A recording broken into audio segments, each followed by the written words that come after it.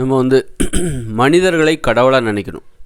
அப்போ தான் மனிதர்கள் செய்கிற செயல்கள்லாம் உனக்கு பெருசாக தெரியும். மனிதர்கள் செய்கிற உதவி உனக்கு பெருசாக தெரியும். ஏன் மனிதர்கள் என்ன செஞ்சாலும் மனிதர்களை கடவுளாக நினைக்கிறதே இல்லை. மனிதர்களால் செய்ய முடியாத விஷயத்தை செய்கிறவங்க தான் கடவுள். அதுதான் நாங்கள் வணங்குவோம்.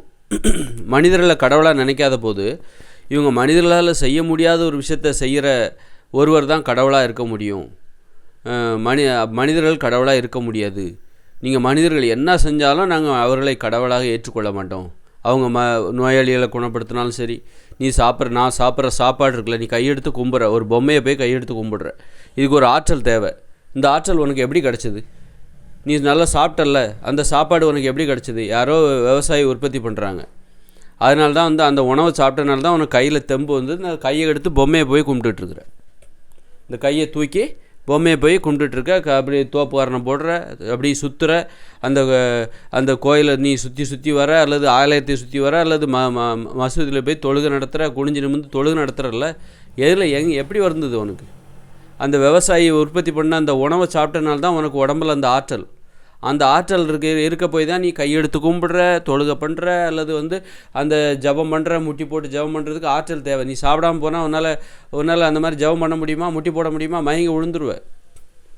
சாப்பாடு எங்கேருந்து வருது? விவசாயி. அப்போ இது ஒரு நன்றி மறந்த செயல். கடவுள் நம்பிக்கைங்கிறது ஒரு நன்றி மறந்த செயல். இந்த மனிதர்கள் செய்கிற அந்த உதவியை ஒரு பெருசாக நினைக்கிறது கிடையாது, மட்டமாக நினைக்கிறது. நீ உண்மையிலே ஒரு நன்றி உணர்ச்சி உள்ள ஒரு ஆளாக இருந்தால், இந்த மனிதர்கள் உனக்காக உணவை உற்பத்தி தராங்க. அதை எப்படியெல்லாம் கொண்டு ஈஸியாக பணத்தை கொடுத்து நீ வாங்கிட்ட. அப்படிங்கும்போது அந்த ஆற்றல் உடம்புல இருக்க போய் தான் நீ நடந்து கோயிலுக்கு போகிற, நீ நடந்து மசூதிக்கு போகிற, நடந்து தேவாலயத்துக்கு போகிற. நீ சாப்பிட்லன்னா, உனக்கு சாப்பாடு கிடைக்கலன்னா, எங்கேயுமே சாப்பாடு இல்லைப்பா, எங்கேயுமே உணவு கிடைக்கல, காய்கறி இல்லை, அவ்வளோதான்னா என்னால் முடியாது, சர்ச்சுக்கு வரலையா அப்படின்னு உன் ஃப்ரெண்டு ஃபோன் பண்ணுவாங்க. இல்லை வரல, ஏன்னா சாப்பிடல, சாப்பாடே கிடைக்கல, என்னால் முடியாது. அப்போ நீ நடக்கிறதுக்கும் கையெடுத்து முட்டி போடுறதுக்கும் யார் காரணமாக இருக்காங்க? அந்த கடவுளுக்கே யார் மதிப்பு? நீ கோயிலுக்கு போனால் தான் கடவுளுக்கே மதிப்பு. நீ யாருமே இந்த கோயிலுக்கு போகலப்பா அப்படின்னா அந்த கோயிலுக்கே மதிப்பு கிடையாது. நீ தேவாலயத்துக்கே யாருமே போகிறதில்லைங்க இப்போ அப்படின்னா அது வெறும் கண்காட்சி கூடம் தான் அப்படின்னா அதுக்கு மதிப்பே இல்லை. அப்போ அந்த கடவுளுக்கே மதிப்பு எப்போ வருது? உனக்கு ஆற்றல் தேவை, நீ நடந்து வரணும், அந்த தேவாலயத்துக்கு நடந்து வரணும், கையெடுத்து கும்பிடணும். அந்த ஆற்றல் உனக்கு எங்கேருந்து வருது? விவசாயிகள் உணவை உற்பத்தி பண்ணுறாங்க, அதை வாங்கி நீ சாப்பிட்றதுனால தான் அந்த ஆற்றல் உனக்கு வருது.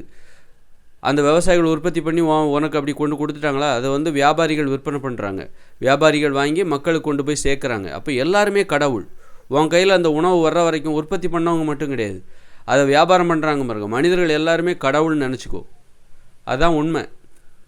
மனிதர்களை கடவுளாக நினச்சாதானே மனிதர்கள் செய்கிற அந்த செயல்கள்லாம் உனக்கு ஒரு கடவுள், அது பெருசுன்னு தெரியும். நீ ஒட்டுமொத்தமாக நீ என்ன பண்ணாலும் நான் உன்னை கடவுளாக நினைக்க மாட்டேன்ப்பா அப்படின்னு நீ நினைக்கிற.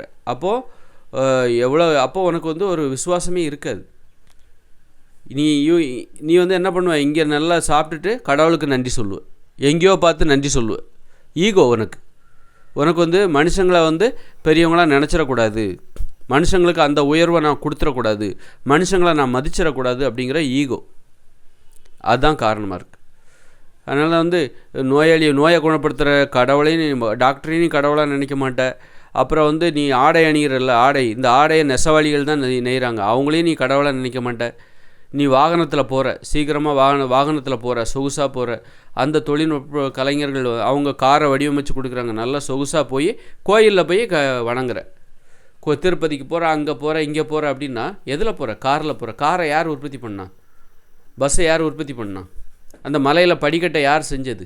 அப்போ மனிதர்கள் இல்லைன்னா நீ எங்கேயுமே கடவுளை கும்பிட முடியாது. மனிதர்களுடைய செயல்பாடுகள் தான் கடவுளை ஒரு கடவுள்னு நினச்சி ஒரு பொம்மையை வணங்குறதுக்கு எது காரணமாக இருக்குது? மனிதர்களுடைய செயல்பாடுகள் தான் காரணமாக இருக்குது. சாப்பாடு, உணவு, ஆற்றல் எல்லாமே மனிதர்கள் ஆற்றல். அந்த ஆடை அணிகிறனால தான் இன்றைக்கி ஒரு பாலியல் வன்மை. நீ நிர்வாணமாக நீ அமெரிக்காவுக்கெலாம் போக முடியுமா? அல்லது உன் கடத்தருக்கு போக முடியுமா? ஒரு பெண் போக முடியுமா? ஒரு ஆண் போக முடியுமா? போனால் என்ன ஆகும்? ஒரு நிர்வாணமாக ஆண்கள் பெண்கள் கடத்தருக்கு போனால் என்ன? அப்போ நிர்வாணத்தை மறைக்கிறதுக்கு அந்த ஆடைகளை நெய்து கொடுத்த அந்த நெசவாளிகளை நீ ஏன் கடவுளாக நினைக்கல? அதாங்க. அதனால் மனிதர்கள் செய்கிற ஒவ்வொரு செயலும் நமக்கு மிகப்பெரியது. நீ மிகப்பெரியதாக நினைக்கணும். மனிதர்களை கடவுளாக நினச்சா தானே நீ மனிதர்கள் செய்கிற செயல்கள்லாம் உனக்கு கடவுளாக தெரியும். அதில் தான் கடவுள் தன்மையே இருக்குது. நீ கும்பிடுற கடவுள் அந்த பொம்மைகள் எதையுமே செஞ்சது கிடையாது. ஒரு உணவு உற்பத்தி பண்ணாங்களா? எங்கேயாவது ஒரு கடவுள் வந்து ஒரு விவசாயம் பார்த்துருக்காங்களா? நிலத்தில் வந்து இறங்கி விவசாயம் பார்த்ததாக வரலாறு இருக்கா? எதுவும் வெறும் பொம்மை, அங்கே பொம்மை தான் அது.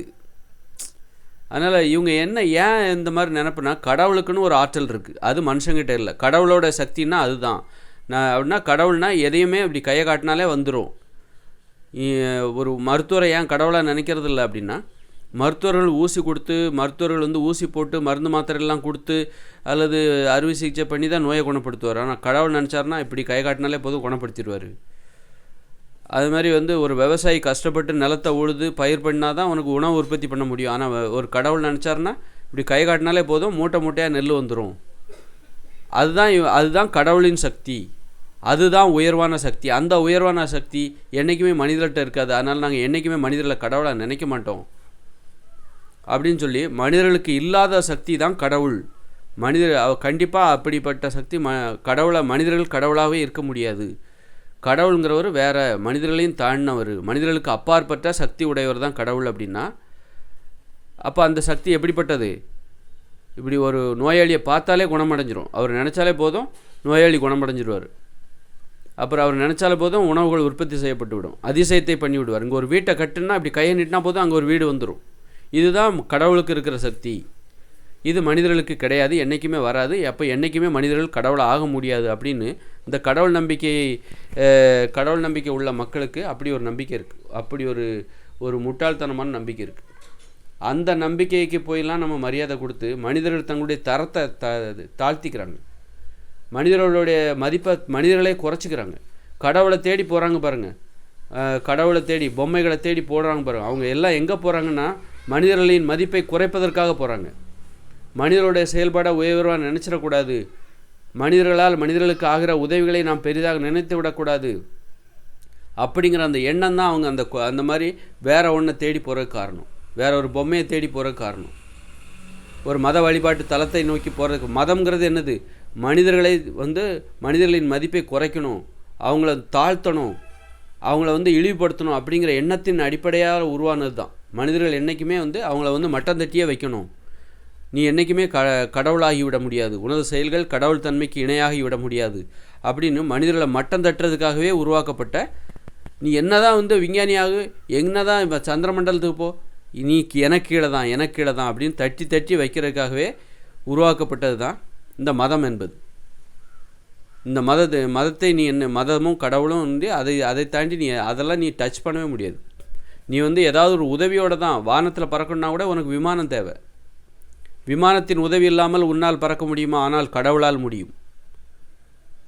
விமானத்தின் பாராசூட்டும் இருந்தால் தான் நீ வானத்தில் ஆகாயத்தில் போக முடியும்.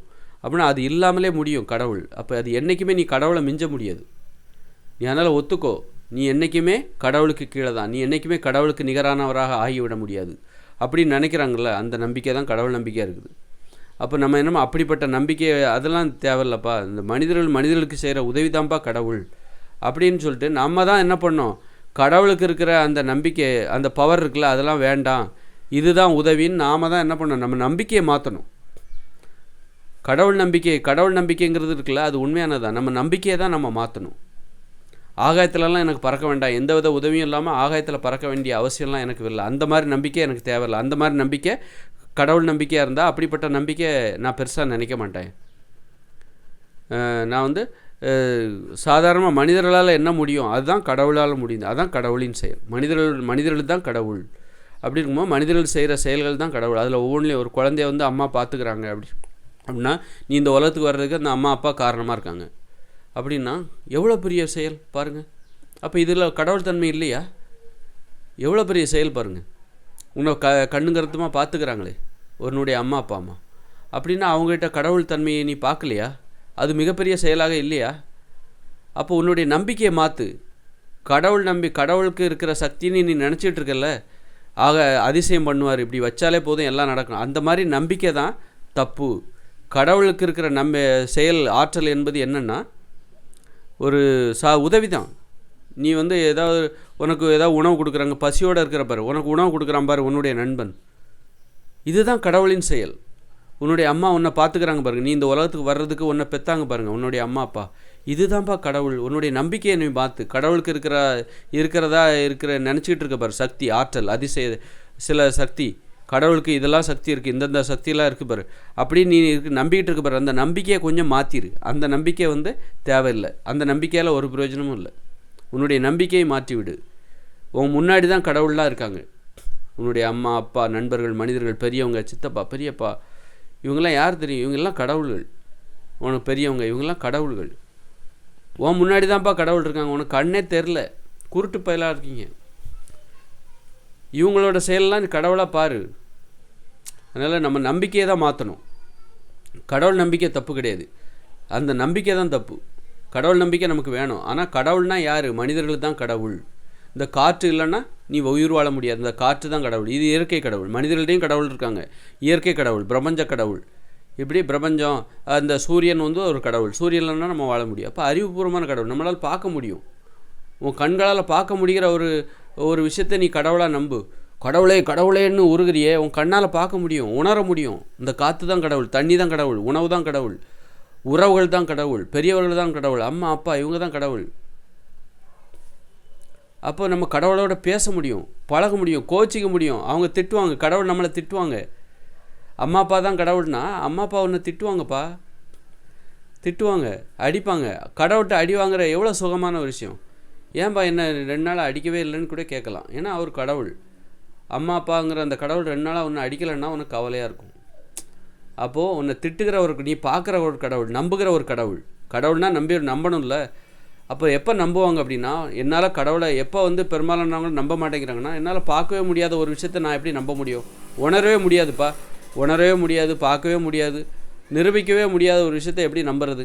அப்போ நிரூபிக்க முடியும். கடவுளுங்கிறத நம்மளால் நிரூபிக்க முடியும், பார்க்க முடியும், பழக முடியும். அதான் நம்ம பார்க்க முடியும், பழக முடியும், உணர முடியும். காற்று உணரலையா? காற்று இல்லைன்னா மூக்கை பொத்துனா தெரியும், அப்போ தெரியும் கடவுள்னா யாருன்ட்டு.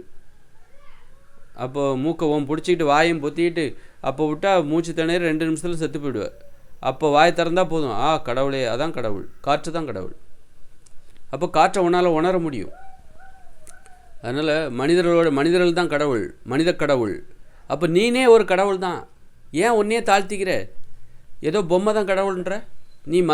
மனிதர்களை கடவுள் இல்லைன்னு சொல்லிட்டு பொம்மை தான் கடவுள்னு சொல்லும்போது ஒன்னே நீ தாழ்த்திக்கிற. ஏன்னா நீயும் ஒரு கடவுள். உன்னை விட வயசில் சின்னவங்களுக்கு நீயும் ஒரு கடவுளாக இருக்கணும். வழிகாட்டுதல். கடவுள்னா யார்? வழிகாட்டுதல், காப்பாற்றுறவர். அப்போ உன்னை விட வயசில் சின்னவங்களை நீ காப்பாற்றணும், வழிகாட்டணும், நல்வழிப்படுத்தணும். உன் குழந்தைய நீ காப்பாற்றினல்ல, உன்னோட குழந்தைய பெற்று அது பிறக்கிறதுக்கு நீ காரணமாக இருக்கிற அந்த குழந்தைய நீ காப்பாற்றின. அதுக்கு சோறு ஊட்டி நல்ல வழிகளை கற்பித்து ஆளாக்கி மகிழ்ச்சியாக வாழ்வதற்கு நீ காரணமாக இருக்கனா, நீ ஒரு கடவுள் தானே. அப்படி இருக்கும்போது ஒன்றை நீ ஏன் தாழ்த்திக்கிட்டு பொம்மை தான் கடவுள்னு ஏன் சொல்கிற? எங்கேயோ நீ போறிய. இந்த மனிதர்கள் கடவுள் இல்லை, இருக்க முடியாதுன்னு நீ சொல்லும்போது நீயும் தானே தாழ்ந்து போகிற, நீயும் தானே கீழான நிலைக்கு போயிடுற. அதனால் மனிதர்களை தாழ்த்துறேன், வேறு என்னையோ உயர்த்துறேன்னு சொல்லிக்கிட்டு வேறு ஒரு பொம்மையை உயர்த்துறேன், வேறு கடவுளுக்கு இருக்கிற சக்தி அது வேறு மாதிரியானது அப்படின்னு நீ சொல்லும்போது உனது செயல்களையும் உன்னையும் நீ தாழ்த்துக்கிறாய், இழிவுபடுத்துகிறாய் என்பது தான் உண்மை.